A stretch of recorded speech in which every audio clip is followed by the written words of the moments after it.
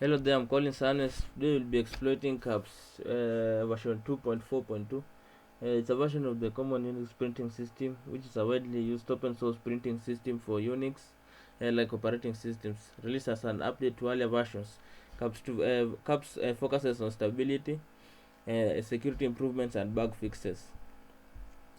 A CAPS acts as a print server, allowing computers to handle printing tasks to both local and network printers. It uses IPP as the primary protocol and supports various printer drivers and backend options.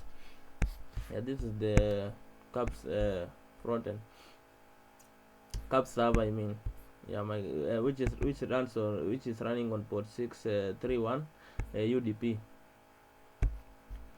I found here a Python script which will be using to exploit this system. You can clone this Python script from git clone. This URL http github ipsec keyboardcaps.git. Majorly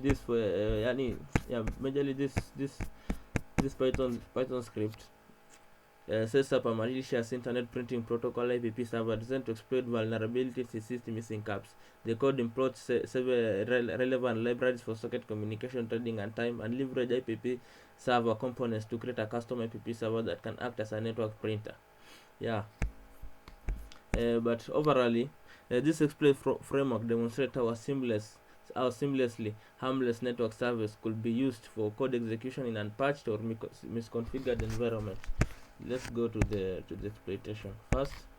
After you clone the code, make sure you install the requirements.txt file. Here we'll run the code. Python.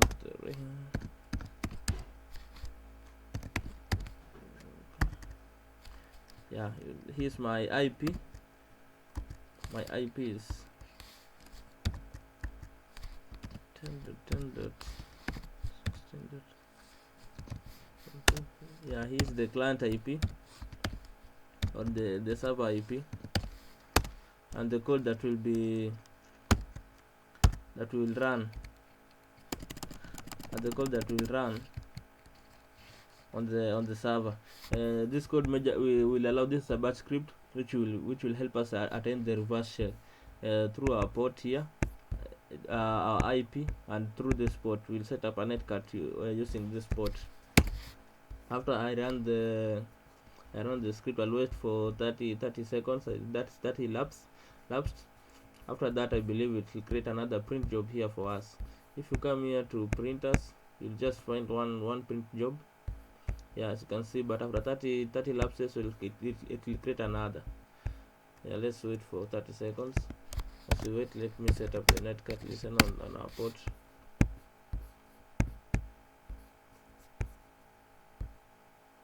Yeah, 30 seconds have passed. Okay, just created. You'll see another one created here.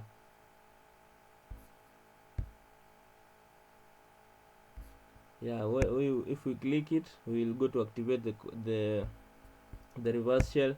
We'll go here to print test page, and a reverse shell will be created here for us, as you can see.